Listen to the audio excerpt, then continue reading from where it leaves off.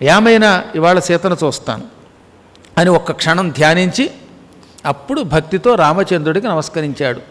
అద్భుతమైన ఈ శ్లోకం ఒక మహామంత్ర శ్లోకం. నమోస్తు రామాయ సలక్ష్మణాయ దేవ్యై చ తస్యై జనకాత్మజాయై నమోస్తు రుద్రేంద్రయమానిలేభ్యో నమోస్తు చంద్రార్కమరుద్గణేభ్యః. అందరూ చెప్పండి.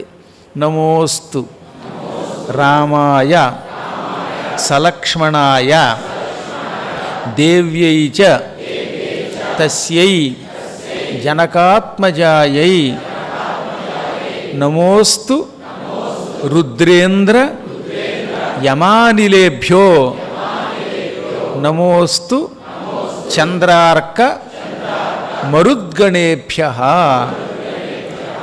రాముని కొరకు నమస్కారం. ఆ రాముడు కూడా లక్ష్మణునితో కూడిన రాముట్ట. లక్ష్మణునితో కూడిన రాముని కొరకు నమస్కారం. ఎందుకంటే లక్ష్మణుడు లేని రాముడికి ఎక్కువ విలువ లేదు. దానికి మంత్రశాస్త్రం ఒక మాట చెప్పింది. ఏమని? భగవంతుడు తానొక్కడే అవతరిస్తే ఆ అవతారం ఎక్కువ కాలం భూమి మీద ఉండదు, కీర్తి పొందదు. దానికి ఉదాహరణ మత్స్యావతారం, కూర్మావతారం, వరాహావతారం, నరసింహావతారం. ఈ అవతారాలన్నీ భగవంతుడు ఒక్కడే వచ్చిన అవతారాలు.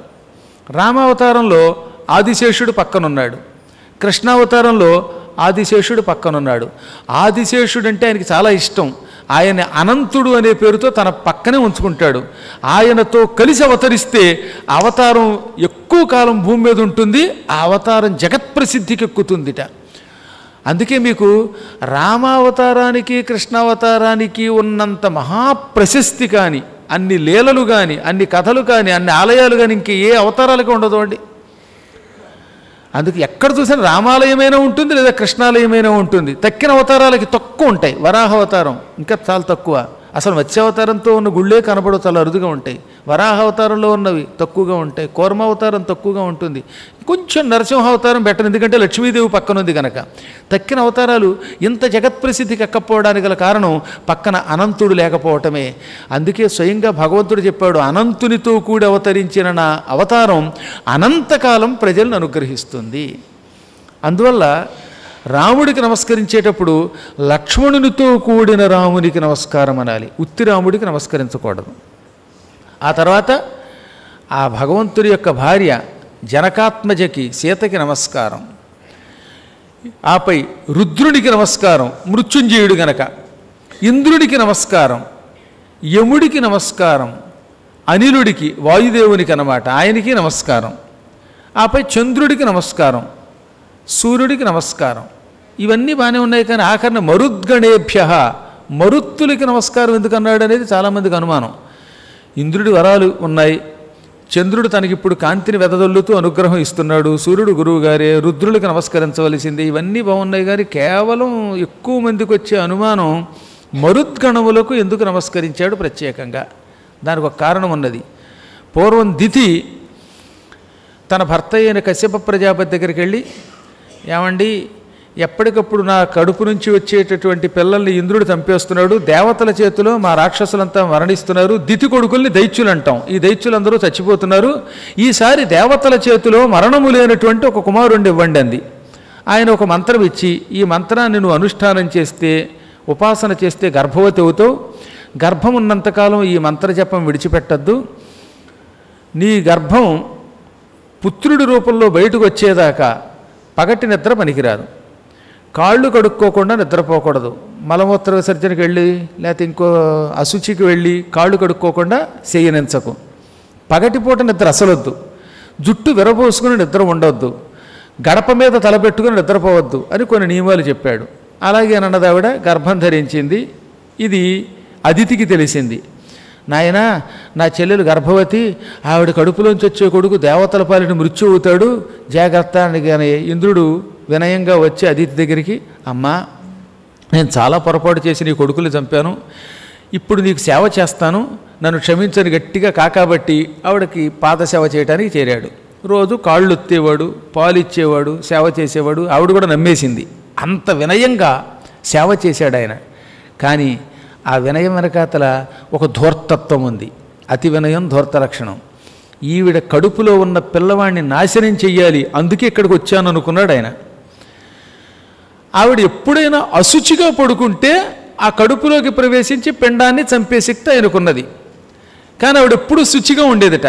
మూత్ర విసర్జనకు వెళ్ళగానే కాళ్ళు కడుక్కునేది, తుడుచుకునే పడుకునేది, తడికాళ్లతో పడుకునేది కాదు, అశుచిగా పడుకునేది కాదు, జుట్టు విరబోసుకునేది కాదు, పగలు నిద్రయ్యేది కాదు, గడప మీద తలపెట్టుకునేది కాదు, పేలు చూసుకుంటూ గడప దగ్గర కూర్చునేది కాదు, సంధ్యా సమయంలో పేలు చూసుకునేది కాదు. అంత జాగ్రత్తగా ఉన్నది. కానీ ఓసారి నిండు గర్భిణి అవ్వడం వల్ల అలిసిపోయి మూత్ర విసర్జనకి వెళ్ళాక కాళ్ళు కడుక్కోకుండా పాపం అశుచిగా అలా మంచం మీద వాలి నిద్రపోయింది పగటిపూట. బలే దొరికావమ్మా అనుకుని ఈయన వెంటనే తన మహామహిమతో వజ్రం పుచ్చుకొని కడుపులో చేరాడు. ఆ కడుపులో ఉన్న పిండాన్ని 7 ముక్కల కింద కొట్టేశాడు. ఆ 7 ముక్కలు మళ్ళీ 7 పిల్లలు అయిపోయాయట. ఆ పిల్లలు ఏడవడం మొదలుపెట్టాయి, క్యార్ క్యార్ అని, అంటే కేరు తీసుకోమంటున్నాయి అన్నమాట. అప్పుడు నేను మళ్ళీ వాటిని 7 ఏళ్ళు 49 ముక్కల కింద కొట్టాడు. అవి మొత్తం 49 ముక్కలు అయ్యాయి. ఆ ఏడుస్తున్నప్పుడు మా వృధా మా వృధా, ఏడవకండి ఏడవకండి అని వెళ్ళగా చెప్పాట. అయినా వాళ్ళు ఏడ్చారు. ఈలోపు ఈ గందరగోళానికి ఏడుపులకి కడుపులో ముక్కలైపోతూ ఉంటే అప్పుడు మెలుగు వచ్చింది ఆవిడికి. అయినా 7 ఏళ్ళు 49 ముక్కలు అయ్యేదాకా ఆవిడికి మెలుగు రాలేదంటే ఆవిడే లెవెల్లో ఉందో. అప్పుడు ఆయన కంగారు పడ్డాడు, గర్భంలోంచి బయటకు వచ్చాడు. జరిగింది ఏమిటో ఆవిడికి అర్థమైపోయింది. ఏమిరా ఇదేం అపచారం అంటే ఆయన వెంటనే కాళ్ళు పట్టుకుని, అమ్మా నన్ను క్షమించు, నువ్వు శపించావంటే నేను భస్మం అయిపోతాను, నేను నిజంగా నీకు అపచారం చేయడానికే వచ్చాను, ఉపచారాలు చేయడానికి కాదు, అయినా నువ్వు అదృష్టవంతురాలివి, నీ కడుపులో ఉన్నవాడు గట్టిపిండం. అప్పటి నుంచి ఈ గట్టిపిండం అనే మాట వచ్చిందనమాట. మామూలు పిండం కాదు, గట్టిపిండం. 7 ముక్కలు చేస్తే 7 శిశువులుగా మారిపోయాడు వాడు. మళ్ళీ వాటిని 7 ఏళ్ళు 49 ముక్కలు చేస్తే 49 మంది పిల్లలు తయారయ్యారు. ఒక కానుపులో 2, 3, 4 కవలలు పుడతారని విన్నాం, కానీ 49 మంది పిల్లలు నీకు పుడుతున్నారమ్మా, ఏమైతేనే నువ్వు అదృష్టవంతురాలివి అనే లోపు 49 మంది కులకులకుల్లాడుతూ బయటకు వచ్చేశారట తల్లి గర్భంలో నుంచి. అప్పుడు ఆయన ఈ 49 మంది కారణజన్ములు, వజ్రం దెబ్బకి కడుపులో ఉండి కూడా చావలేదు, వీళ్ళని దేవతలలో చేరుస్తున్నాను. మా వృధా అంటే ఏడవద్దు అన్నాను గనక వీళ్ళు 7 పాపారు, అందువల్ల వీళ్ళకి మరుత్తు అని పేరు పెట్టి దేవతలలో ఒక ప్రత్యేక జాతిగా చేస్తాను, నా పక్కనే ఆసనం ఇచ్చి వీళ్ళందరినీ గౌరవించి ఉద్యోగం ఇచ్చి పోషిస్తాను అన్నాడు. దాంతో దితి కోపాన్ని విడిచిపెట్టింది. వాళ్ళు దేవజాతి వాళ్ళు అయ్యారు. ఇంద్రుడి దగ్గరే ఉంటారు ఇప్పటికి కూడా. 49 బంగారపు ఆసనాలు వేసేట ఇంద్రుడు పక్కన పెట్టాట. ఇప్పుడు ఆ మరుద్గణాలు ఎందుకు తలుచుకున్నాడంటే వజ్రం దెబ్బకి ముక్కలై కూడా బతికారు. వాళ్ళని తలుచుకున్నటువంటి వాళ్ళు కూడా వజ్రాయుధం దెబ్బతిన్నా బ్రహ్మాస్త్రం మీద పడినా చలించక బతుకుతారట. అందుకని ఎప్పుడైనా ప్రాణాపాయ స్థితిలో ఉన్నప్పుడు లేదా ప్రాణం మీదకు వచ్చేంత గొప్ప పని చేస్తున్నప్పుడు వీళ్ళని తలుచుకుంటే మనకి మరణావస్థ రాదు. అందుకని మరుద్గణాలను తలుచుకున్నాడు ఆయన. హనుమంతుడు పరమ పండితుడు కదండి. ఎవరిని ఎప్పుడు తలుచుకుంటే ఏమి లాభమో తెలుసు ఆయనకి. ఏ సమయమునకు ఏ దేవతను తలుచుకోవాలో అలా తలుచుకున్నాడు. అందుకని మరుద్గణాలకు నమస్కరించాడనమాట. ఆయనకు తెలుసు భవిష్యత్తులో యుద్ధం చేయాలని. ఆ యుద్ధం చేస్తున్నప్పుడు ఆయుధాలు తనకి తగిలినా ఆయుధాల దెబ్బ వల్ల తనకి ప్రాణాపాయం లేకుండా ఈ మరుద్గణాలు రక్షిస్తారు. బ్రహ్మాస్త్రం మీద పడిన ప్రమాదం లేకుండా రక్షిస్తారు. అందుకే వాళ్ళకి నమస్కరించాడు. ఇలా నమస్కరించి మహావేగంగా అందులోకి అడుగుపెట్టాడు. అడుగు పెడుతున్నప్పుడు ఆయన అనుకున్నట్ట, స్వయంభూ అయిన బ్రహ్మదేవుడు నన్ను రక్షిస్తాడు. బ్రహ్మగారు నాకు వరం ఇచ్చాడు. బ్రహ్మగారికి స్వయంభూ అంటే తనంత తాను పుట్టినవాడని పేరు. ఆయన ఎవరూ సృష్టించలేదు. అందుకని బ్రహ్మా స్వయంభూర్ భగవాన్ దేవాశ్చైవ దిశంతుమే మే, నన్ను స్వయంభూ అయిన బ్రహ్మ ఆ భగవంతుడు, దేవతలు, అగ్ని, వాయువు, పురుహూతుడు అనగా ఇంద్రుడు వీళ్ళంతా రక్షిస్తారు. వరుణుడు, సోముడు, ఆదిత్యుడు, అశ్విని దేవతలు, ఈ మరుద్గణాలు, శర్వుడు అంటే రుద్రుడు వీళ్ళంతా నన్ను రక్షిస్తాడు. ఈ పంచభూతాలు సకల ప్రాణులు నన్ను రక్షిస్తూ ఉంటాయి. వీరంతా నాకు కార్యసిద్ధి కలిగించెదరుగాక, సీతాన్వేషణలో నాకు తోడ్పడుదురుగాక అనుకుంటూ లోపలికి వెళ్ళాడు ఆయన. ఉద్యానంలో అద్భుతమైన చెట్లు ఉన్నాయి, మద్ది చెట్లు ఉన్నాయి, అశోక వృక్షాలు ఉన్నాయి, ఆకాశం అంత పొడుగు పెరిగినటువంటి గిలక తాడి చెట్లు ఉన్నాయి, తాడి చెట్లు ఉన్నాయి.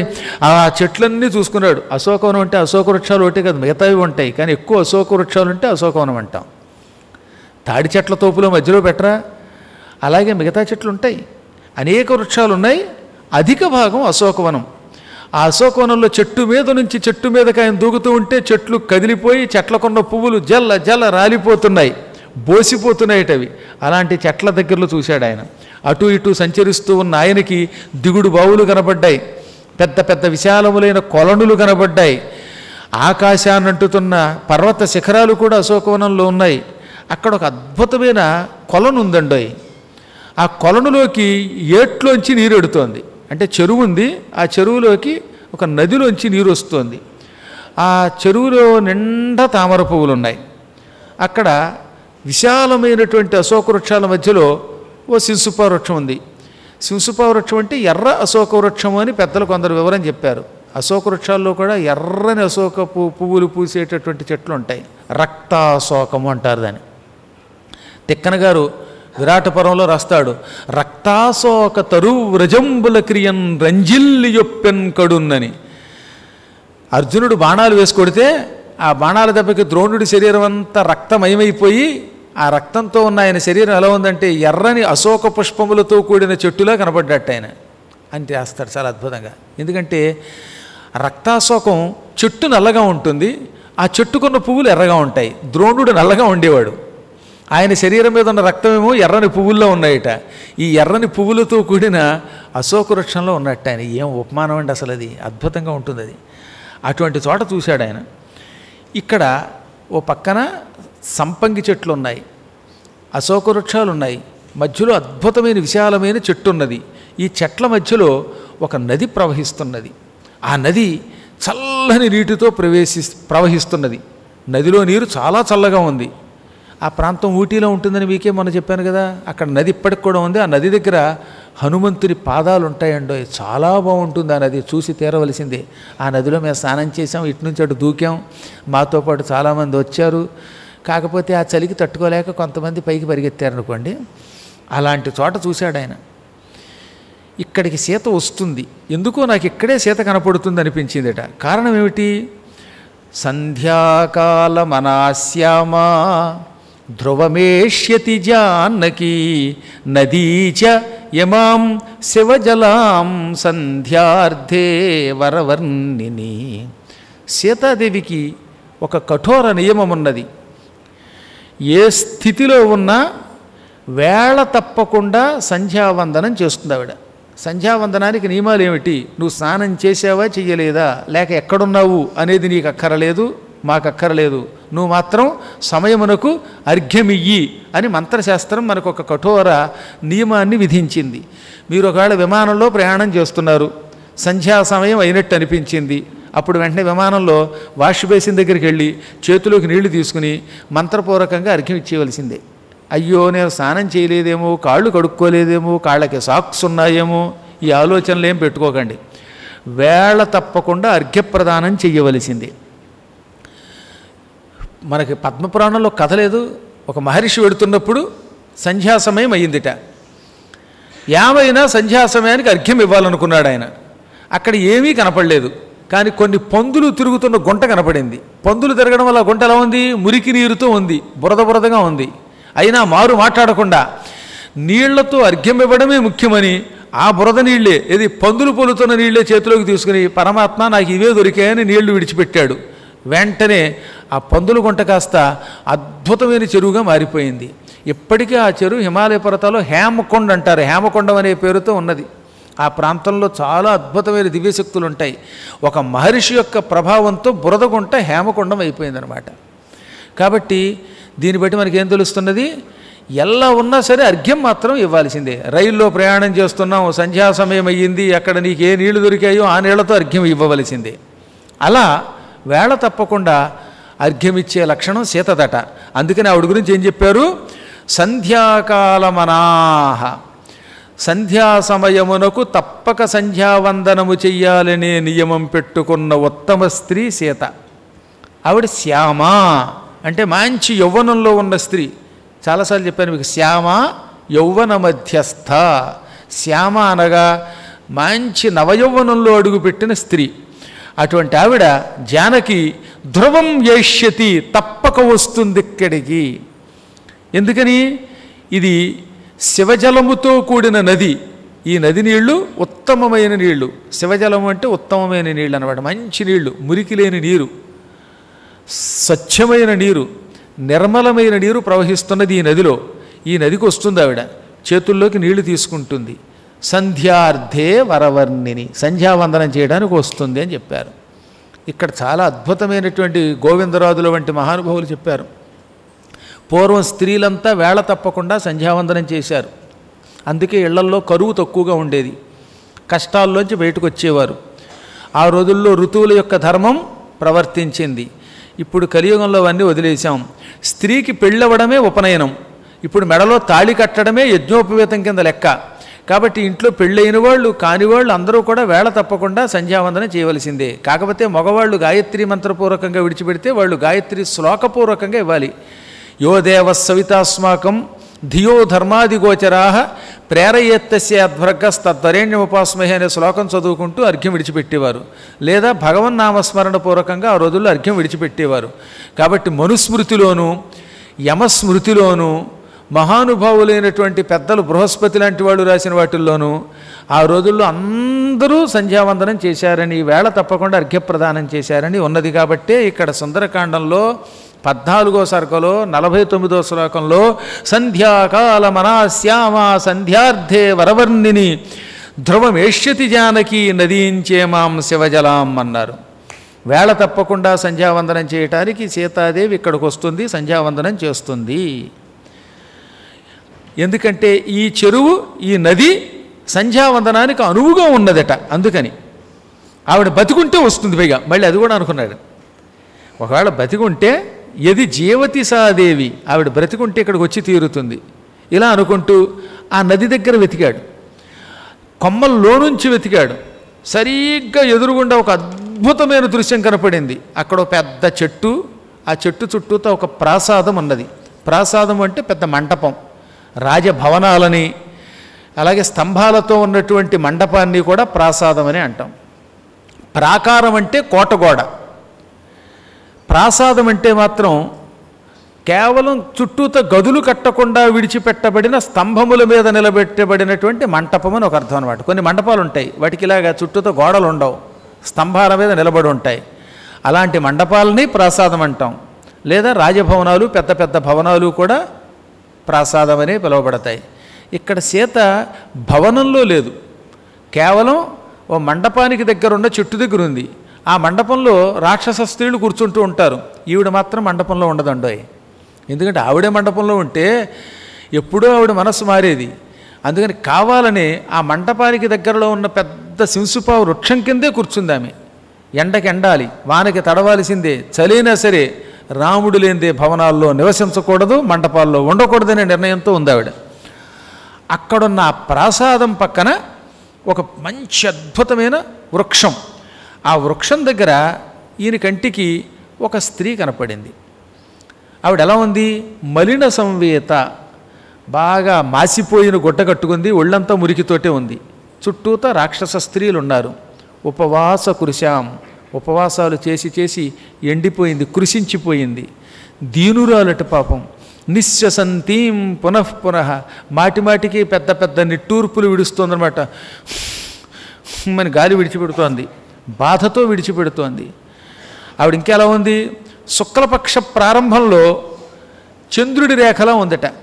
చంద్రరేఖామివ. సాధారణంగా అమావాస్య గడిచాక పాడ్యమి నాడు చంద్రుడి యొక్క రేఖ కనపడదు స్పష్టంగా, కానీ విధియ నాడు చంద్రుడి రేఖ సన్నగా కనపడుతుంది. దాన్నే నెలపొడుపు అని కూడా అంటాం. విధియ నాటి చంద్రరేఖ వలె సన్నగా ఉందన్నమాట ఆవిడ పాపం. మందప్రఖ్యాయమానేన రూపేణ రుచిర ప్రభాం. ఓ చోట అగ్నిజ్వాల పైకి లేస్తోంది. ఆ అగ్నిజ్వాల మీదకి పొగలు వచ్చాయి. పొగలతో కూడడం వల్ల అడుగున నిప్పు కనపడలేదు. పొగల చేత ఆవరింపబడినటువంటి నిప్పులో ఉందన్నమాట. ప్రస్తుతం దుఃఖం ఉంది ఆవిడికి, ఆ దుఃఖమేమో పొగ, ఆవిడ అగ్ని. నిజానికి అగ్ని ధగధగ వెలగాలి, కానీ ఆ అగ్ని వెలగకుండా పైన పొగ అడ్డం పడుతోంది. అలాగే సీతాదేవికి దుఃఖం అడ్డుపడుతోంది అనమాట. దుఃఖం వల్ల ఆవిడ పైకి కనబడకుండా పొగ చేత ఆవరింపబడిన నిప్పులా ఉంది. పద్మములు లేని బురద కొలనులా ఉంది. బాగా వీడిపోయిన కొప్పుతూ ఉన్నది. ముఖమంతా వాడిపోయి ఉన్నది. గ్రహేణ అంగారకేనేవ పీడితామివ రోహిణీం. అంగారక గ్రహం చేత పీడింపబడుతున్న రోహిణీ నక్షత్రంలో ఉంది. రాహువు సూర్యుడిని చంద్రుడిని పట్టుకున్నట్టే అప్పుడప్పుడు రోహిణీ నక్షత్రాన్ని అంగారకుడు పట్టుకుంటాడండోయ్. అంగారక గ్రహం పట్టుకున్నప్పుడు రోహిణీ నక్షత్రం సరిగ్గా కనపడదు. అదే గండం అంటే రోహిణీ నక్షత్ర జాతకులకి అప్పుడప్పుడు ఈ అంగారకుడు పట్టుకున్నప్పుడల్లా అనారోగ్యాలు అశాంతులు వస్తూ ఉంటాయి. ఒక్కోసారి మారకం కూడా రావచ్చు అంటారు. దానికి ప్రాయశ్చిత్తమే ఈ పురాణ పారాయణములు లేక జపాలు అన్నమాట. అందుకని అంగారక గ్రహం చేత పీడింపబడుతున్న రోహిణీ నక్షత్రంలో ఉందట. అశ్రుపూర్ణముఖీం, కళ్ళంబట నీళ్లు కారుస్తోంది. కృషించిపోయింది, తిండి లేక శోకంతో వణికిపోతోంది. అయినా రామనామస్మరణం విడిచిపెట్టకుండా రామా రామ అంటూ రామనామమే తనకు ఆహారంగా బతుకుతోంది. పాపం ఆవిడ ప్రియులు కనపడక, తనకి ఇష్టులు కనపడక దుష్టులు కనపడుతూ ఉన్న కారణం చేత భయపడుతోంది. స్వగణేన మృగీం హీనాం స్వగణాభివృతామివ. స్వగణములు లేక స్వగణములతో ఉన్న ఆడజింకలా ఉందిట. అంటే అర్థం ఏముంటుంది? స్వగణము అంటే తన వాళ్ళు. తన వాళ్ళు అంటే ఎవరు?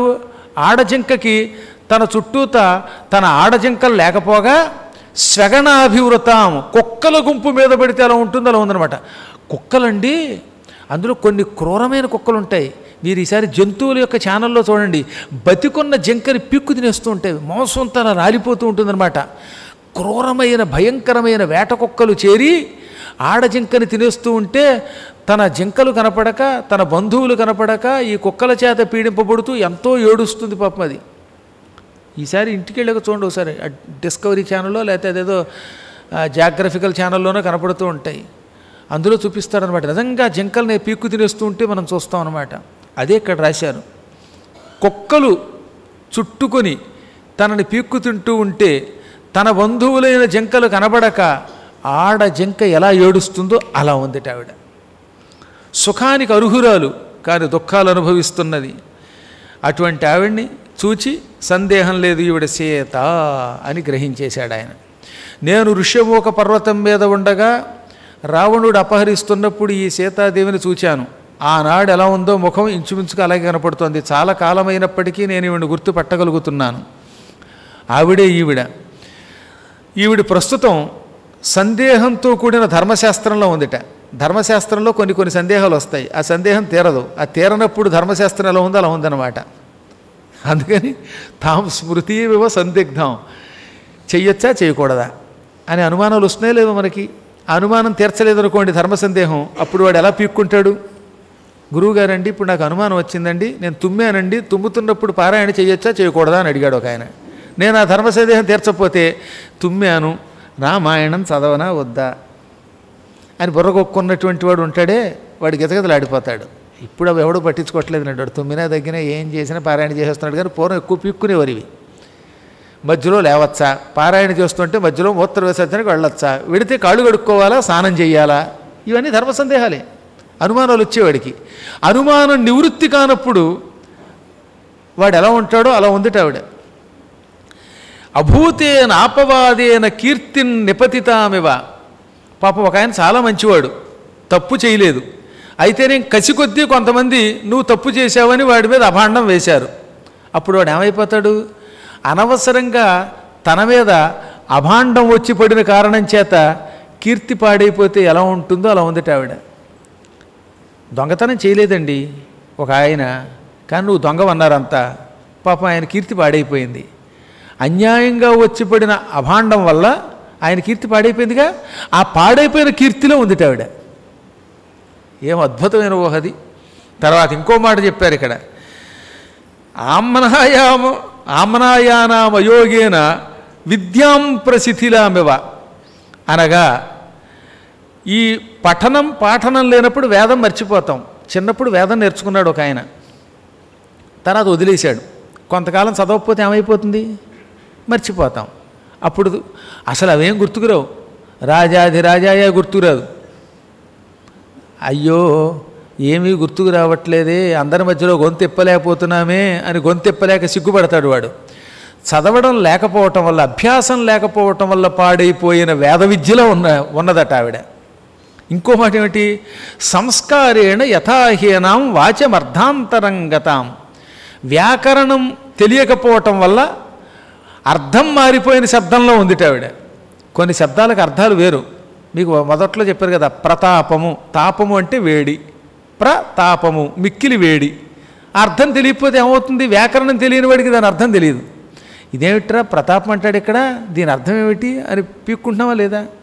ఇలాంటి అర్థాలు తెలియనివి చాలా ఉన్నాయి మన దగ్గర. అర్థం తెలియకపోవటం వల్ల దాన్ని ఇంకొక దానికి వాడుతున్నాం. ఏం చెప్పాడండి, భయంకరంగా చెప్పాడండి పురాణం అన్నాడు ఆ మధ్యన ఒకడెవడో వచ్చి. పురాణం చచ్చించాడు 36 రోజులు 40 రోజులు చెబితే ఏం భయంకరంగా చెప్పేశాడండి, అయ్యి బాబాయ్ భయంకరంగా చెప్పేశాడండి అండం. అంటే నేను భయంకరంగా చెప్పానా, అంత బాగుందని వాడి ఉద్దేశం. కానీ వాడి ఉద్దేశంలో బాగున్నది అనడానికి భయంకర శబ్దం వాడాడు, వీడి మొహానికి అర్థం రాక. కాబట్టి అది భయంకరం కాదు, బాగుందని చెప్పడం అన్నమాట. అలా అర్థం తెలియకపోవటం వల్ల పిచ్చి శబ్దం వాడితే ఆ శబ్దం ఎలా ఉంటుందో అమ్మవారు అలా ఉందట. కాబట్టి వ్యాకరణం తెలియాలి. వ్యాకరణం తెలియకపోతే మూఢనమ్మకం లాంటి పదాలు ఎన్నో వాడుతున్నామే, అలా ఉందన్నమాట ఆవిడ. కొన్ని ఆభరణములు చెవులకు లేవు, అవి అక్కడ విడిచిపెట్టింది. ఎక్కడ, ఋష్యముఖ పర్వతం మీద. కుడి చెవికున్న దుద్దు లేదు, ఎడమ చెవికి ఉంది. ఒకదానికి ఓ చేతికి గాజు ఉంది, ఇంకో చేతికి లేదు. ఓహో, ఇక్కడ ఉన్న నగ ఇంకో చేతికి లేదంటే ఈ నగలు ఆవిడ మూటగట్టి ఋష్యముఖం మీద విడిచిపెట్టింది. సందేహం లేదు. నగలు లేనివి ఉన్నవి రెండింటినీ పక్కన పెట్టుకుని చూస్తున్నాను ఇప్పుడు నేను. మా దగ్గర ఉన్న నగలు ఇక్కడ లేవు, ఇక్కడున్న నగలు మా దగ్గర లేవు. కాబట్టి ఈవిడే సీత. ఈ నగలు ఈవిడ చేతికి కొన్ని అట్టే పెట్టుకుంది కదా. ఉదాహరణకు చెప్తున్నాను, ఇందాక మీకు ఏమని చెప్పాను, స్వతముష్ట్రములు అని పేరు కలిగిన చెవులకున్న కుండలాలు ఉంటాయి. అందులో కుడి చెవికి కుండలం ఉంది, ఎడమ చెవిది మా దగ్గర వదిలిపెట్టింది. ఈ కుడి చెవికున్న కుండలం స్నానం చేయకపోవటం వల్ల మట్టి కొట్టుకుపోయి ఉంది. శ్యామాని అంటే నల్లబడిపోయాయి, ఎక్కువ కాలం నుంచి మెరుగు పెట్టక నల్లబడ్డాయి. నల్లబడిన కాంతి పోవటం లేదు. ఆ కాంతిని బట్టి కుడి చెవికున్నటువంటి ఆభరణము సీతదే. మా దగ్గర ఎడమ చెవి ఆభరణం ఉన్నది. ఆ ఆభరణం ఎలా ఉందో ఈ చెవికున్న ఆభరణం అలాగే ఉన్నది. ఈ రెండు జోడులో ఒకటి ఉన్నది, ఒకటి లేదు. కాబట్టి ఈవిడే సీత. అలాగే హస్తాభరణములు కూడా ఉన్నాయి. ఆ హస్తాభరణాల్లో కొన్ని మా దగ్గర ఉన్నాయి, కొన్ని ఈవిడి దగ్గర ఉన్నాయి. అవి నేను బాగా పరిశీలించాను. మా దగ్గర ఉన్నవి, ఈవిడి చేతుకున్నవి, అక్కడున్నవి అవే, ఒకే జోడే. ఈమె సందేహం లేకుండా సీతే. ఇంతేకాక ఈవిడ తన ఉత్తరీయాన్ని చింపేసింది. నగలు మూటగట్టి ఋష్యముఖ పర్వతం మీద వేసింది కదా. అప్పుడు ఆవిడ మెడలో ఒక ఉత్తరీయం ఉంది, ఇలాంటి కండువ. ఆ కండువాలో సగం ముక్క తెంపిందిట. ఆ సగం ముక్క మా దగ్గర ఉంది, సగం ముక్క ఈవిడి దగ్గర ఉంది. అది ఇది ఒకటే గుడ్డ, ఒకే తారులో మొక్క. ఆ మొక్కని బట్టి కూడా ఈవిడే సీత. సుస్పష్టంగా చెప్పాడు ఆయన. ఉత్తరీయం నగాసక్తం తదాదృష్టం ప్లవంగమై. పచ్చని ఉత్తరీ అంటది. అందులో సగం ముక్క మా దగ్గర పడింది, మిగతా సగం ఎక్కడున్నది. ఈవిడ మెడలో ఉన్న ఉత్తరీయము యొక్క సగం ముక్క మా దగ్గర ఉన్నది. చాలా కాలం నుంచి ధరించటం వల్ల ఇప్పుడు ఇది నల్లబడింది. అయినా బంగారపు కాంతి మాత్రం పోవడంలా. ఈమెయే సీత. అసలు రామచంద్రుడు ఎంత గొప్ప పని చేస్తున్నాడో. ఎంత అందగత్తె, ఇంత మహాత్మురాలు, ఇంత పతివ్రత అయిన తన భార్యని విడిచిపెట్టి ఇంతకాలం రాముడు బతికాడంటే రాముడు చాలా గొప్పవాడు అన్నాడు ఆయన. ఇక్కడ ఒక విషయం చెప్పాలండి. ఈ విషయం ఇంకొంచెం సూటిగా చెప్పాడు హనుమంతుడు సుందర హనుమద్ రామాయణంలో. ఇందులో దుష్కరం కృతవాన్ రామో హీనో యదనయా ప్రభు ధారయత్యాత్మనో దేహం నసోకే నావసేదది. రాముడు ఎంత ఘనకార్యం చేశాడు, కష్టమైన పని చేస్తున్నాడు. ఏమిటా కష్టమైన పని? ఇంతకాలం సీతని విడిచి తన శరీరంలో ప్రాణాన్ని నిలబెట్టుకున్నాడు. సీత లేకపోతే రాముడు తక్షణం మరణించాలట. మరణించకుండా ఇంతకాలం బతికాడు. ఇటువంటి సీతకి దూరమై కూడా నువ్వు బతుకుతున్నావు అంటే నువ్వు నిజంగా మొండివాడివి, గొప్పవాడివి. అంటే సీత లేకపోతే రాముడు ఒక్క క్షణం కూడా బతకలేడనే నిర్ణయానికి ఈ బ్రహ్మచారి గారు వచ్చారు. ఎంత గొప్ప భక్తుడు ఈయన ఇప్పుడు అర్థమవుతుందా మీకు? దీని గురించి ఒక అద్భుత సూచన హనుమద్ రామాయణంలో ఉంది. హనుమంతుడు రాముడి దగ్గరకు వచ్చాడు, రాముడినేమో సుగ్రీవుడితో కలిపాడు. రాముడు సీతను తలుచుకుని ఏడ్చాడు. ఏడిస్తే ఒక్క క్షణం నవ్వుకున్నట్ట. ఎవరు? హనుమంతుడు.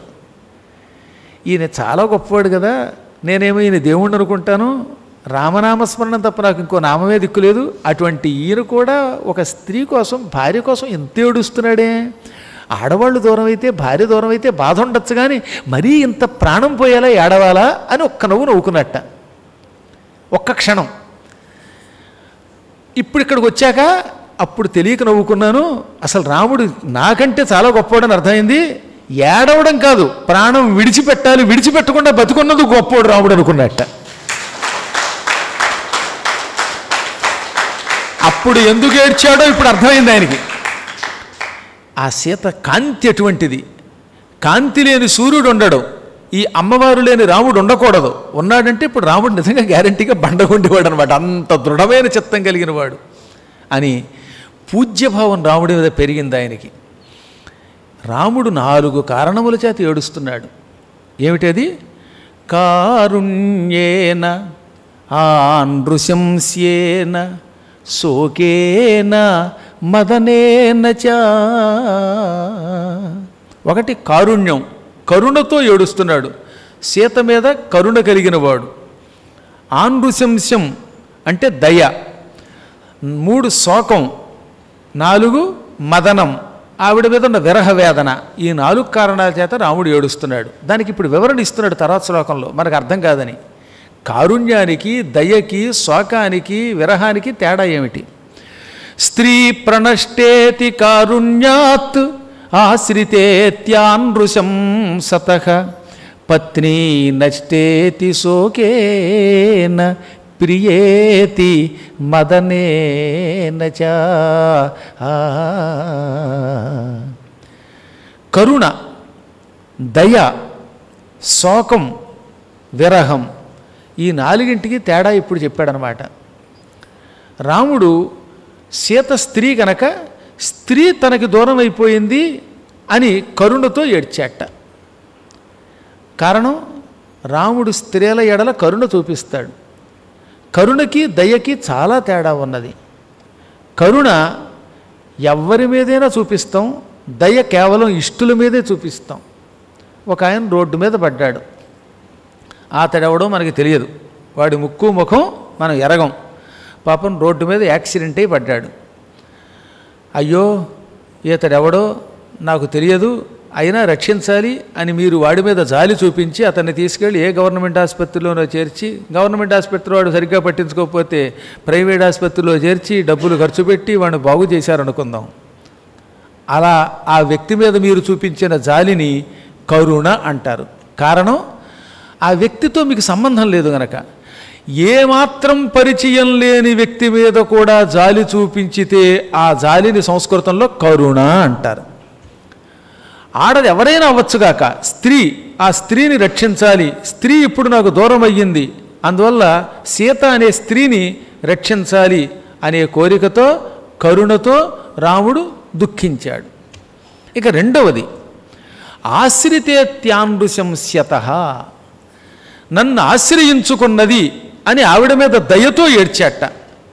దయకి కరుణకి తేడా ఇప్పుడు మీకు మళ్ళీ చెప్తున్నాను. కరుణ అంటే ఏమిటో తెలిసింది కదా, ఏ సంబంధం లేని వాడి మీద జాలి చూపిస్తే దాన్ని ఏమంటాం? కరుణ.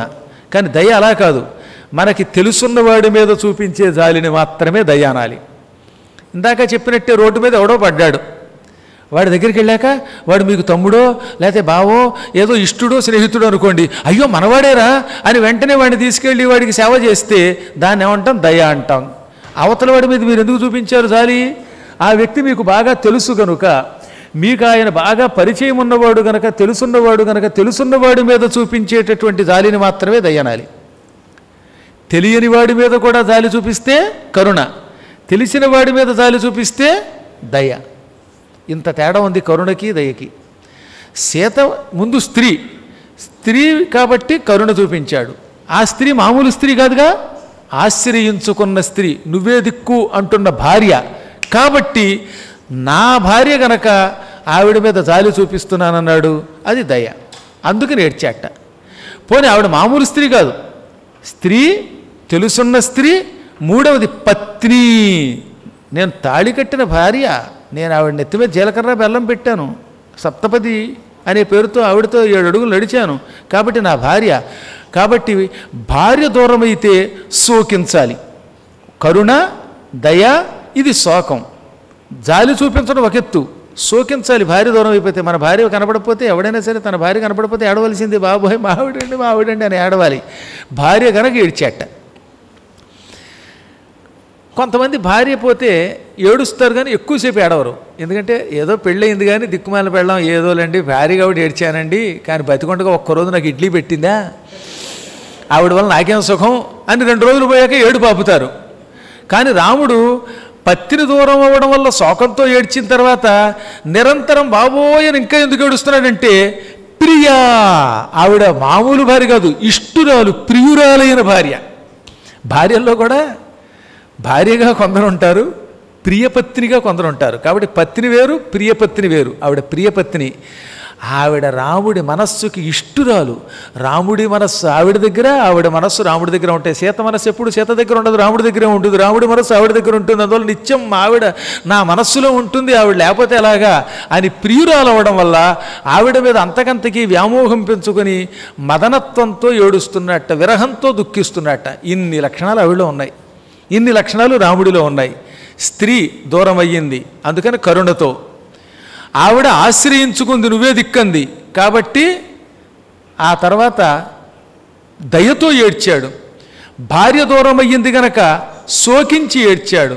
ప్రియురాలు కనుక విరహంతో ఏడ్చాడు. ఈ విధంగా 4 రకములుగా రాముడు ఏడ్చాడు ఆవిడ కోసం. అటువంటి ఆవిడ ఇప్పుడు దూరం అయితే రాముడు ముహూర్తం కూడా జీవించకూడదు, కానీ ఇంతకాలం జీవించాడంటే రాముడు ధైర్యవంతుడు అని రాముడిని ప్రశంసించాడు, సీతని ప్రశంసించాడు. ఏకకాలంలో ఈయన మనస్సు రాముడి దగ్గరికి వెళ్ళిపోయింది, మళ్ళీ సీత దగ్గరికి వచ్చింది. ఈ కంటితో సీతని, ఈ కంటితో రాముణ్ణి, ఒక కంటితో సీతని, ఒక కంటితో రాముణ్ణి చూచి, అబ్బా ఇవాళ నా జన్మధన్యమయ్యింది, నేను 2 మహానుభావుల్ని పక్క పక్కన పెట్టి చూస్తున్నాను అనుకున్నాడు ఆయన. సీతని ప్రశంసించాడు, రాముణ్ణి ప్రశంసించాడు. రాముడికి రాముడే సాటి, సీతకి సీతే సాటి. ఈ ఇద్దరిని పక్కన పెడితే సీత కోసం రాముడు, రాముడి కోసం సీత పుట్టారు. ఈ ఇద్దరూ నిజమైన దంపతులు. భగవంతుడు ఏర్చి కూర్చి వీళ్ళను సృష్టించాడు. అనుకూల దంపతులు వీళ్ళు. సీత కోసమే రాముడు, రాముడి కోసమే సీత అన్నట్టుగా ఉన్నారు. ఇలాంటి దాంపత్యం ఈ జగత్తులో ఎక్కడైనా చూస్తామా? ఎప్పుడో ఒకప్పుడు అంతో ఎంతో తేడా లేకుండా ఎవరైనా ఉంటారా? ఉండరు. కానీ ఏ రకంగా చూసినా సౌందర్యంలో, గుణములలో, మహిమలో అన్నిటిలోనూ సీతారాములు పూర్తిగా ఒకరికొకరు సరిపోతారన్నమాట. అందుకని అంత ఆలోచనలో పడ్డాడు. ఇప్పుడు సీతని ఈ దుస్థితిలో చూచి హనుమంతుడు పరమ దుఃఖం పొంది ఏడ్చేటండి. మాన్యా గురు వినీతస్య లక్ష్మణస్య గురుప్రియా యది సీతాపి దుఃఖార్త కాలో హి దురతిక్రమః. అంతటి రామచంద్రుడి ఇల్లాలు, లక్ష్మణుడి చేత గౌరవింపబడే తల్లి జగన్మాత సీత కూడా సుఖాలు విడిచిపెట్టి దుఃఖాలు పొందుతోందంటే కాలాన్ని ఎవరం దాటలేమన్నమాట. కాలప్రభావానికి ఎంతవాడైనా లొంగిపోవలసిందే. కాలం వల్ల దుఃఖాలు వస్తాయి అనడానికి ఉదాహరణ ఈవిడ కదా. ఇద్దరి యొక్క శీలం గొప్పది, వయస్సు గొప్పది. ఇద్దరూ ఒకరి కోసం ఒకరు పుట్టారు. మంచి వయస్సు ఉన్నది ఇద్దరికీ కూడా. సాధారణంగా భార్యామణికి 40 ఏళ్ళు, భర్త గారికి 70 ఏళ్ళు ఉంటే ఆ దాంపత్యం అంత బాగుండదు. కానీ ఇక్కడ వయస్సు కూడా ఇద్దరిది ఇంచుమించుగా ఒకటి, రూపం ఇద్దరిది ఒకటి. ఆవిడ బంగారమే, ఆయన బంగారమే. రంగులు తేడా ఉండొచ్చు కానీ వయస్సులో కానీ సౌందర్యంలో కానీ ఇద్దరు ఒకరి కోసం ఒకరు పుట్టినట్టుగా కనపడుతున్నారు. అటువంటి దాంపత్యం ఎక్కడైనా ఉంటుందా? ఇక్కడే ఉన్నది. ఈ సౌందర్యవతికి, ఈ శీలవతి కోసం, ఈ పవిత్రురాలి కోసమే రామచంద్రుడు దుఃఖిస్తున్నాడు. ఈమె కోసం జనస్థానంలో విరాధుడు చంపబడ్డాడు, ఖరదూషణాదులు చంపబడ్డారు. 14,000 మంది రాక్షసులు రాముడి చేతిలో ఈవిడి వల్ల నశించిపోయారు. ఈమె కోసమే వానరులమందరము కూడా అన్ని ప్రాణాలు ఆవిడ మీదే పెట్టుకుని దశ దిశలు వెతుకుతున్నాం. వాలి పరిపాలిస్తూ ఉండగా కిష్కింధానగర సామ్రాజ్యం సుగ్రీవుడికి ఈ జన్మలో లభించదు. కానీ ఈ సీత వల్ల కదా వాలి ఒక్క దెబ్బకి చచ్చి సుగ్రీవుడికి రాజ్యం వచ్చింది. సీత లేకపోతే వాలికి మరణం లేదు, సుగ్రీవుడికి రాజ్యం లేదు. ఈవిడ కోసమే శతయోజన విస్తీర్ణమైన సముద్రాన్ని అవలీలగా లంఘించి ఈ ప్రాంతానికి వచ్చాను. ఈమె కోసమే రాత్రంతా కళ్ళల్లో ఒత్తులు వేసుకుని లంకానగరం గాలించాను. ఈమె కోసమే ఈమె కనబడకపోతే ప్రాణం తీసుకుందామని కూడా భావించాను. మొత్తం మీద ఏమైతేనే ఈ పుణ్యాత్మురాలిని చూచాను. భూమిని దున్నుతూ ఉంటే నాగలికి తగిలి బయటకు వచ్చిన అయోనిజయైన ఈ పవిత్రురాలి దర్శనం నాకు అయ్యింది. ఆహా, ఎంత ఉత్తమురాలి ఈవిడ! ఈవిడ చూస్తూ ఉంటే అంతకంతకీ పూజ్యభావం పెరిగిపోతున్నది.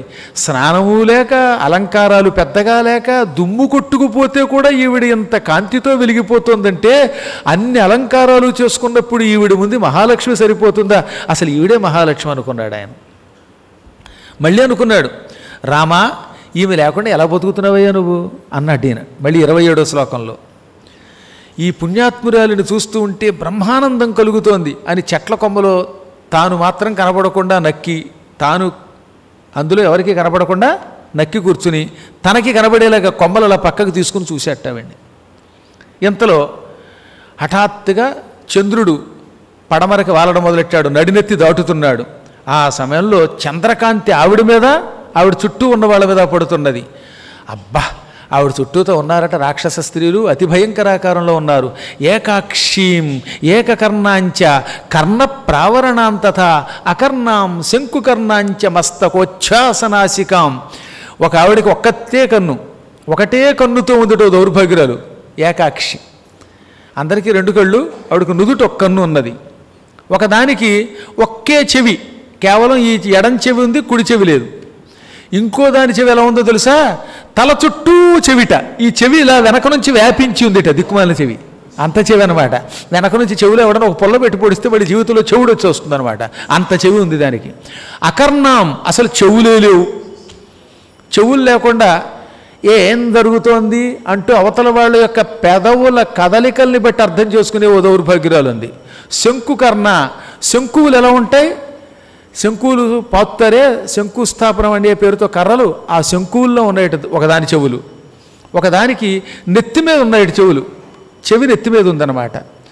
ఒకదానికి ముక్కు ఎంత పొడుగ్గా ఉంది, ఒకదానికి ముక్కు లేదు, ఒకదాని ముక్కు పొడుండొక్కు, ఒకదానికి చింపిరి జుట్టు, అసలు అకేసి నెత్తంత నున్నగా ఉందన్నమాట. ఆ పైన చక్కగా మనం చెడుగుడు ఆడుకోవచ్చు, చదరంగం ఆడుకోవచ్చు, క్రికెట్ మైదానంలో ఉంది, అంత నున్నగా ఉంది. మరొకదానికి ఏదో తల వెంట్రుకలు నెత్తి మీద పెట్టుకున్నారా లేక కంబళీ పెట్టుకుందా అన్నట్టుగా ఉన్నాయి దరిద్రపు వెంట్రుకలు. పెద్ద పెద్ద పెదవులు వేళ్లాడుతున్నాయి కొంతమందికి ముక్కొచ్చి నోట్లోకి వెళ్ళిపోతుంది టెక్నిక్, అంత పొడుగు ముక్కు అనమాట, గద్ద ముక్కులేగా. పొట్టి కళ్ళు, పచ్చని కళ్ళు, పిల్లి కళ్ళు, దిక్కుమాలిన కళ్ళు లేకపోవడాలు, ఇలాంటి వాళ్ళని కొంతమందిని చూచాడు. ఓహో బాబు, ఒకదాని పొట్ట ఉంది, ఇక్కడ మొదలెడితే పొట్ట నల్ల చెరువు దాకా ఉందన్నమాట, అంత పెద్ద పొట్ట. ఆ పొట్టలోకి రోజు ఎన్ని గుట్టలు వెళ్ళిపోతున్నాయో తెలియదు, తెగ తినేస్తుందన్నమాట. నా బోటి వాడికి అన్నం పెట్టడం కాదు, దాన్ని పిలిచి ఒక రోజున భోజనం పెడితే తెలుస్తుంది మీకు. ఇక కొంతమందికి పంది ముక్కులు, కొంతమందికి పంది ముఖాలు, మృగ, జింకముఖం, శార్దూల, పులిముఖం, మహిష, దున్నపోతు ముఖం, అజ, మేకముఖం, శివాముఖీ, నక్కముఖం. శివ అంటే నక్కముఖం అంటే ఒకదానిది, దాని ముఖం చూస్తే నక్కం చూడక్కర్లా. తోడేలు ముఖం, ఏనుగు ముఖం, ఏనుగు పాదం, ఏకహస్తం, ఏకపాదం, గాడిద ముక్కు, గాడిద పాదం. నాయన అలాంటివన్నీ ఉన్నాయి అక్కడ. అనాస, అసలు ముక్కే లేదు దానికి, అసలు భక్తిగా ముక్కు లేదట. ఆ ముక్కు బదులు ఇక్కడ చిన్న చిన్న కన్నాలు ఉన్నాయట. ఆ కన్నాల్లోనేమో కత్తులు కూడా పెట్టచ్చు, అంత లోతుగా ఉన్నాయి దిక్కుమాలిన కన్నాలు. అతినాసాశ్చ, పెద్ద ముక్కు ఉంది ఒకదానికి. తిర్యంగనాస, ముక్కు పక్కకి పోయింది కొన్నిటికి. తిర్యంగనాస అంటే పక్షి ముక్కు అన్నమాట. హస్తిపాద, మహాపాద, గోపాద, ఇలాంటి వాళ్ళను చూచాడు ఆయన. వీళ్ళంతా తెగ మాంసం తినేస్తూ ఉంటారు, మద్యం తాగుతూనే ఉంటారు, కుండలు తాగుతారట. వీళ్ళ మొహం మండ, తాగేది ఒక పెద్ద కొండ. ఇక కొంతమంది అయితే మాంసం అలా నోట్లో వేసుకుని నవ్వులుతూనే ఉంటారట. ఏదో మన వాళ్ళు కొంతమంది చూడండి కిళ్ళీలు నవ్వులుతారు, అలా నోట్లో 24 గంటలు మాంసం ముక్కలు పెట్టుకుని నెమరేస్తూనే ఉంటారు, నవ్వులుతూనే ఉంటారు. కొంతమందికి మాంస శోణిత దిగ్ధాంగి, మాంసం తినడం వల్ల నెత్తురు కారిపోయి ఒళ్ళంతా అవయవాలన్నీ తడిసిపోయాయి, ఒళ్ళంతా నెత్తురే, నోరు పళ్ళు ఒళ్ళు అన్నీ నెత్తురు మయమైపోయింది. అటువంటి రాక్షస స్త్రీలను చూస్తే ఓ మాదిరివాడైతే గుండాగి చచ్చిపోతాడు, దిగ్భ్రాంతి కలిగిస్తున్నారన్నమాట వాళ్ళు. ఆ మధ్యలో ఆవిడను చూచి బురదపడినటువంటి తామర పువ్వులాగా ఒకే వస్త్రం ధరించి ఉన్న ఆవిడ్ని చూచి 2 చేతులు జోడించి సీతకి నమస్కరించాడు, రాముడికి నమస్కరించాడు, లక్ష్మణుడికి నమస్కరించాడు. అమ్మయ్య ఏమైతేనే ఈ సీతను చూచాను అని తృప్తి పొందాడు. లోపల మండిపోతోంది రాక్షస స్త్రీలను చూచినప్పుడు, అయినా సరే ఒక రకమైన మానసిక తృప్తి కూడా పొందాడు. ఇంతలో క్రమంగా తెల్లవారుజామున 3-3:30 గంటల సమయం అవుతోంది. ఎట్టి పరిస్థితుల్లో తెల్లవారుజామున బ్రహ్మరాక్షసులు లేచిపోతారు.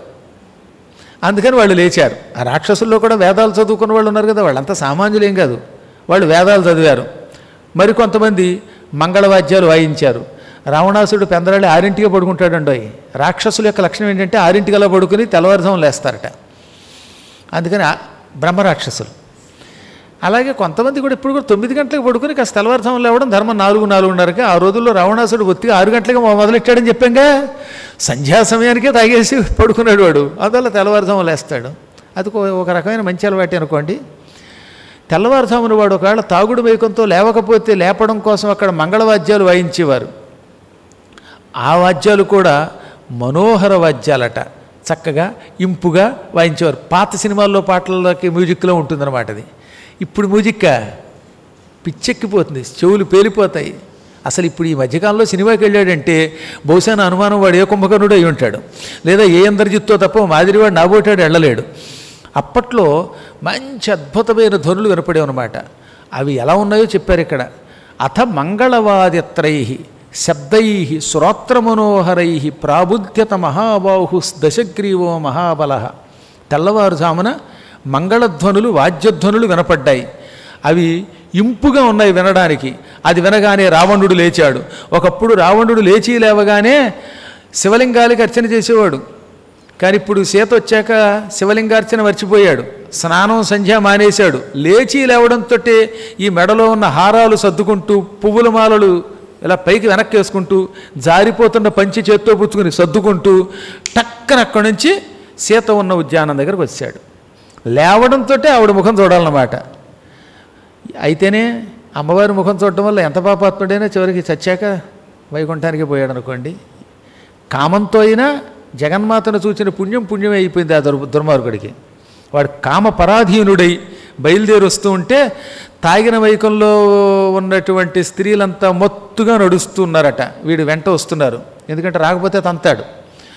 అందుకని ఎంకిపెళ్ళి సుబ్బిచావుకు వచ్చినట్టుగా తెల్లారుజామున కొంతమంది లేచిపోయిన వాళ్ళు పక్క వాళ్ళందరినీ లేపేస్తూ ఉంటారు. వాళ్ళు గొడవ చేసేసి మంచిగా లేపితే పర్వాలేదు అనుకోండి. కొంతమంది ప్లాస్టిక్లు నొక్కి ఆ పెట్టెలు తీసి, ట్రంకు పెట్టెలు తీసి, వీళ్ళ దంపల దగ్గర వీళ్ళు రాత్రంతా 5ంటికి పడుకుని నిద్రపోతారు. నాలాగా 12 దాకా రాసేవాడు ఏమో తెల్లారుజామున లేస్తే ఇబ్బంది, మరీ 2, 3 లేచిపోతే అలాగా.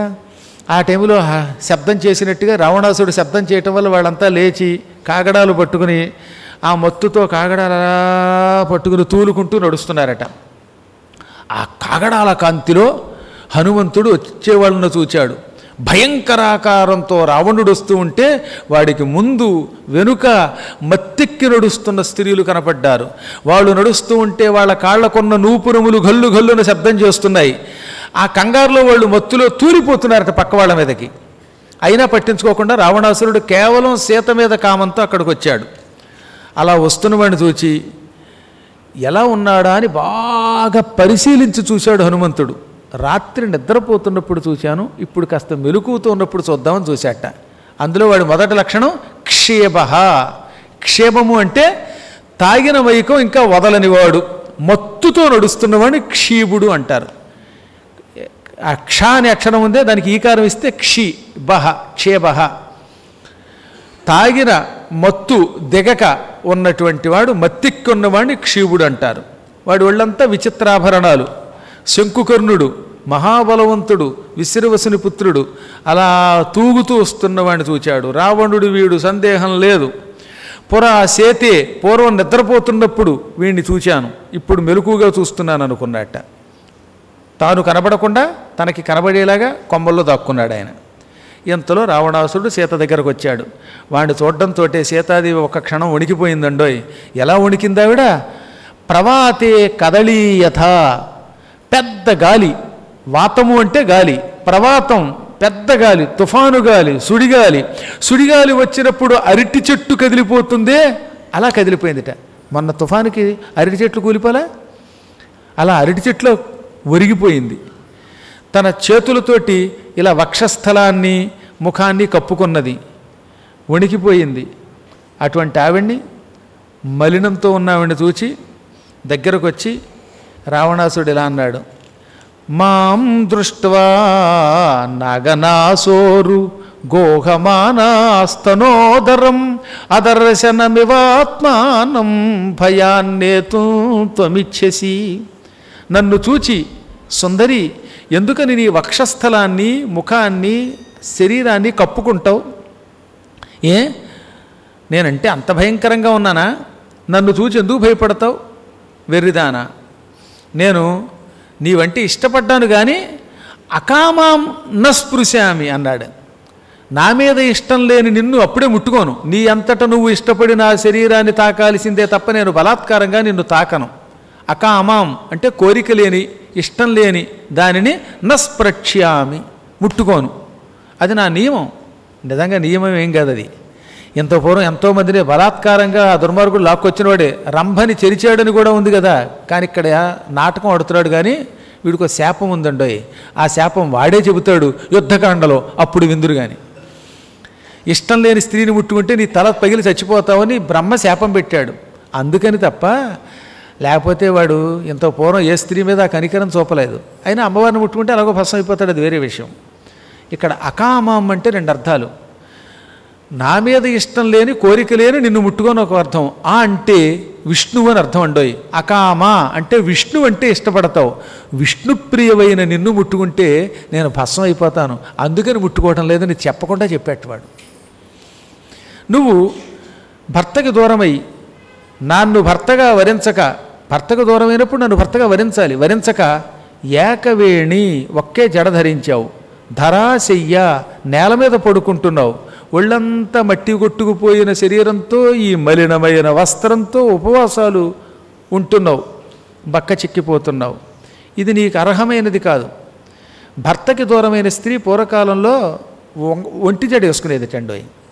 పూర్వం ఆడవాళ్ళు జడ అని ఒక పదార్థం ఉండేది, వేసుకునేవారు. జుట్టు విరబోసుకోకుండా జడ వేసుకునేవారు. పెళ్ళి కాని క్రితం 3 జడలు, పెళ్ళయ్యాక 2 జడలు వేసుకునేవారట. భర్త ఏ కారణం చేతనైనా కొంతకాలం పాటు ప్రవాసంలో ఉంటే, విదేశంలోనో ఓ పొరుగురులోనో ఉంటే, ఆ భర్త వచ్చేదాకా మా ఆయన ఇంట్లో లేడని చెప్పడానికి ఒక్కే జడ వేసుకునేది. ఒక్కే జడ వేసుకుంటే పరపురుషులు పలకరించేవారు కదట. ఎందుకంటే వాళ్ళ ఇంట్లో భర్త లేడని గ్రహించి వెళ్ళిపోయేవారట. అంత ధర్మంగా ఉండేవారు ఆ కాలంలో. ఆ మాట ఇప్పుడు చెప్పకుండా చెప్పారు వాల్మీకి. నువ్వు ఇక్కడ ఏకవేణి ఒక్కే జడ వేసుకున్నావు. నీకు భర్త దూరం అయ్యాడని ఇలా బాధపడుతున్నావు. నేనున్నాను కదా. స్త్రీణాం యవ్వనమధ్రువం, ఆడవాళ్ళకి యవ్వనం ఎక్కువ కాలం ఉండదు, ముసలివాళ్ళు తొందరగా అయిపోతారు. ఉన్నప్పుడే హాయిగా నా బోటివాడితో తిరగాలి. ఏమైనా నువ్వు లేకపోతే నాకు ఆహారం సహించటం లేదు, నిద్ర పట్టడం లేదు. నా దగ్గర ఎన్నో రత్నాలున్నాయి, నగలున్నాయి, నాణ్యాలున్నాయి, మంచి మంచి గొప్ప గొప్ప పదార్థాలున్నాయి. నువ్వు స్త్రీ రత్నానివి. ఆ రత్నముల కంటే నువ్వే గొప్ప రత్నానివి. నువ్వు నన్ను అనుగ్రహించవా? ఎప్పటికైనా రాముడు వస్తాడు అనుకుంటున్నావేమో, అది ఒట్టి భ్రమ.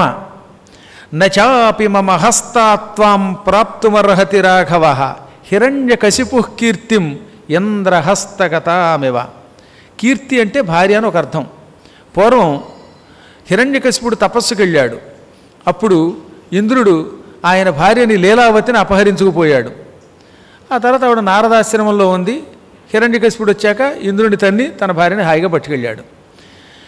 ఇంద్రుడి చేతిలోకి వెళ్ళిన తన భార్యని హిరణ్యకశిపుడు తెచ్చుకోగలిగాడేమో, కానీ నా చేతిలో పడిన నిన్ను రాముడు ఎప్పటికీ పొందలేడు. ఇదో పిచ్చి ఉపమానం వీడిది.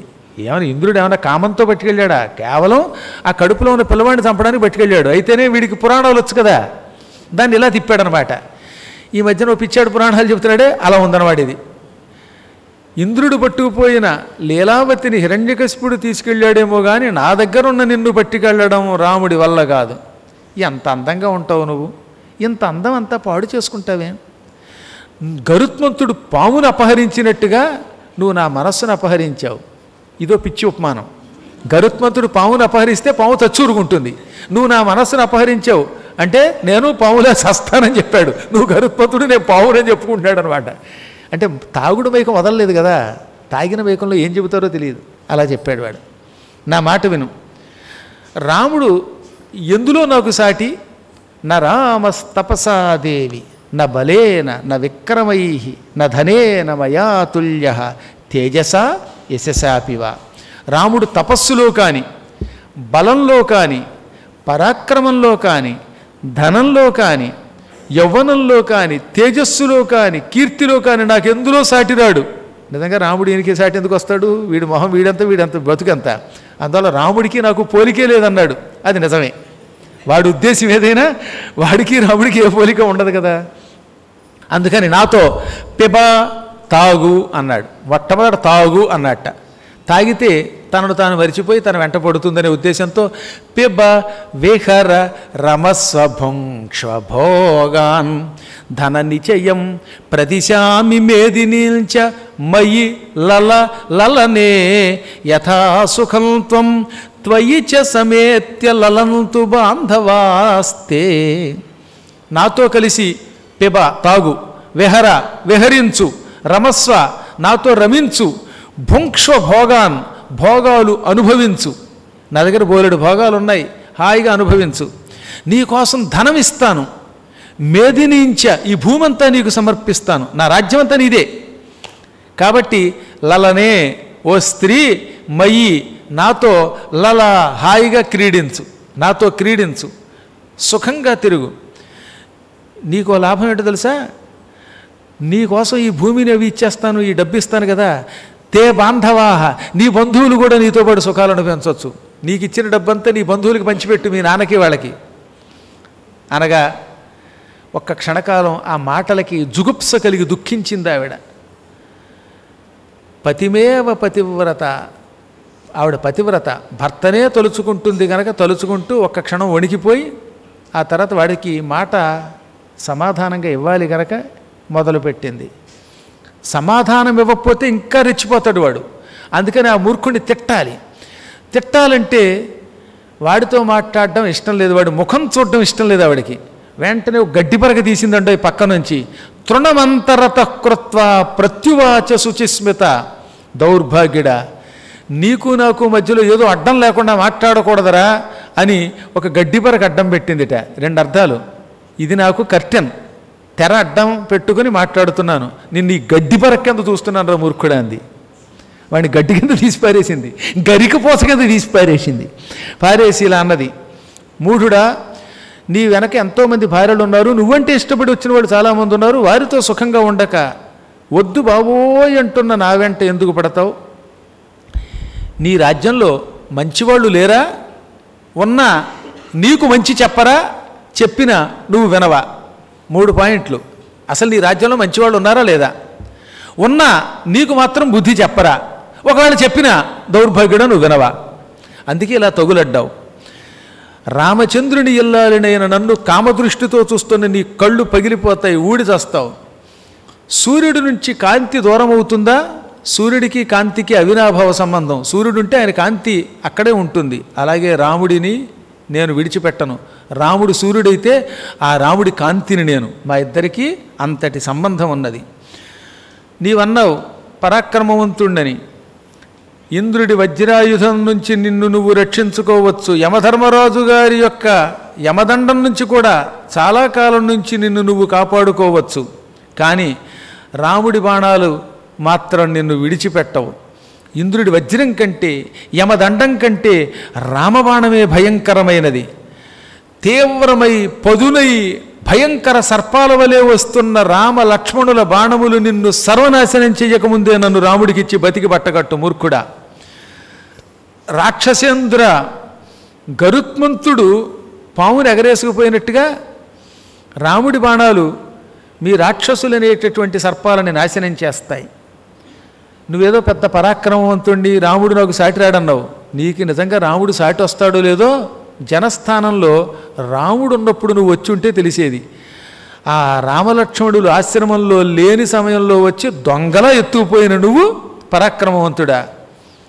పో, కొద్ది రోజుల్లో పిడుగుపాటు వంటి రాముడి బాణాలకి చావు అని ఇంత గట్టిగా చెప్పగానే పళ్ళు పటపట కొరికాడు. కోపం వచ్చింది, కానీ ఆ రూపం ఆకర్షిస్తోంది. అందుకని ఏమన్నాడు, ఈ ఆడవాళ్లతో ఇదో సమస్య, బతిమాలే కొద్దీ నెత్తికెక్కుతారు అన్నాడు. అంతేగాని వాడు తప్పు ఒప్పుకోవట్లేదు. సుముఖి, నువ్వు అన్న మాటలకి నీ శరీరంలో అవయవాలని ముక్కలు ముక్కలు చెయ్యాలి, కానీ ఏం చేయను, పిచ్చి కామం ఒకటి నన్ను పట్టుకున్నది, అందుకే ఏమీ చేయలేకపోతున్నాను. నీకు ఇక్కడికి వచ్చినప్పుడు 12 నెలలు గడువు ఇచ్చాను, అందులో 10 మాసాలు గడిచాయి, ఇంకెన్ని మిగిలాయి? 2 మాసౌ రక్షితవ్యౌ మే యో వధిస్తే మయాకృతః. ఇక మిగిలినది 2 నెలలు. ఈ 2 నెలలలోపు నీవు మనస్సు మార్చుకొని నాకు భార్యవయ్యావా సరే సరే, లేదా నా కోసం నా వంటవాళ్ళు నిన్ను చంపి వండి నాకు అప్పగిస్తారు. ప్రాతరాశార్థం ఉదయం పూట భోజనంగా బ్రేక్ఫాస్ట్గా ఇస్తారు. మంచి టేస్ట్గా ఉన్న నీ మాంసం బ్రేక్ఫాస్ట్గా తింటాను, జాగ్రత్త అన్నాడు. ఆ సమయంలో రావణాసురుడి వెనకాతల కొంతమంది స్త్రీలు ఉన్నారు. వాళ్ళల్లో దేవ గంధర్వ కన్యలు ఉన్నారు. వాళ్ళందరినీ వీడు బలాత్కారంగా వచ్చి చెరపట్టాడు. గతి లేక లొంగిపోయారు వాడికి. వాడితో క్రీడిస్తున్నా వాళ్ళు ఎవరికి వాడంటే ఇష్టం లేదు. వాళ్ళు వెనక నుంచి వాడిని అని పొడవడానికి చేతులు ఎత్తి సీతకి మాత్రమే కనబడేటట్టుగా, ఎందుకంటే రావణుడు వచ్చినప్పుడు రాక్షస స్త్రీలు దూరంగా వెళ్ళిపోతారు కాపలా వాళ్ళు, అందువల్ల వాళ్ళు లేరు.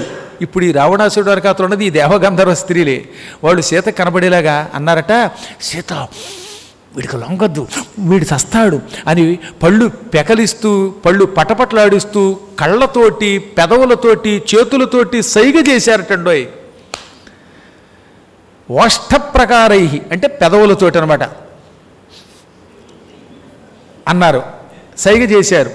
అది మనం చూపిస్తే కానీ అర్థం కాదనమాట, అందుకనే వర్ణించాడు. పెదవులతోటి, వక్త్ర నోటితోటి, నేత్రై కళ్ళతో కూడా అన్నారట. ఇంకా అపరాహ రకరకాల చేష్టలు చేశారు. ఏమని, సీత మేము ఎలాగో దిక్కులేక ఈ దుర్మార్గుడికి వశమైపోయి లొంగిపోయాం, నువ్వైనా స్ట్రాంగ్గా ఉన్నావంటే ఈ దరిద్రుడు తెస్తాడు అని నీ మీద నమ్మకం పెట్టుకున్నావు, నువ్వు మాత్రం వీడికి లొంగద్దని సైగ చేశారు. ఇప్పుడు ఆవిడికి ఎక్కడలేని ధైర్యం వచ్చేసింది. అమ్మో నేనేదో అనుకున్నాను, నా వెనకాతలు ఇంత పార్టీ ఉంది, నా వెనకాతలు చాలామంది ఉన్నారనే ధైర్యం వచ్చిందనమాట. వెంటనే ఏమన్నది, ఒరేయ్ ఈ లంకలో నీ మేలు కోరుకునేవాళ్ళు చాలా తక్కువ మంది ఉన్నారని నాకు అర్థమయ్యింది. చెప్పట్లేదు ఎవరో, చెబితే మళ్ళీ ప్రమాదం, అందుకని నీకు మేలు కోరుకునేవాళ్ళు తక్కువ మంది ఉన్నారని నాకు అర్థమయ్యింది. అయినా నిన్ను నివారించలేకపోతున్నారు చాలామంది. మూఢుడా, శచీదేవి ఇంద్రుణ్ణి విడిచిపెట్టదు, అలాగే నేను కూడా రాముడిని విడిచిపెట్టను. రాముడు మదించిన ఏనుగు శశశ్చ సహితోవనే, నువ్వు అడవిలో కుందేలువి, రాముడు ఏనుగుట వీడు కుందేలుట, ఏనుగు తొక్కితే కుందేలు పచ్చడైపోతుంది, నువ్వు అలా చస్తావు. రాముడు మంచి అత్యద్భుతమైన పరాక్రమం కలిగినటువంటి సింహం, నువ్వు నక్క. నీ కళ్ళు విరూపాలు, రాముడి కళ్ళు పద్మాలు. మూఢుడా, రాముడి తపస్సెక్కడా, నీ తపస్సెక్కడా? రామచంద్రుని పత్నినైన నేను నిజంగా ఎవ్వరికీ లొంగను, నువ్వు నన్ను ముట్టుకోలేవు. నాకు రాముడి అనుజ్ఞ లేదు, ఉంటే ఈ క్షణమే నిన్ను భస్మం చేయగలను, కానీ పతివ్రతని గనక అలా చేయటం లేదు. గట్టిగా అందులేండి. ఇన్ని మాటలు వినగానే వాడు గుడ్లూరిమి చూశాడు. చూశాక తక్కిన సంభాషణ విశేషణాదులతో రేపు యథాప్రకారంగా మళ్ళీ మనం కలుసుకుంటాం. అద్భుతమైన ఈ సుందరకాండం విన్నంత మాత్రం చేతనే సకల శుభాలు కలుగుతాయి, కష్టాలు నశిస్తాయి. వినండి, తరించండి.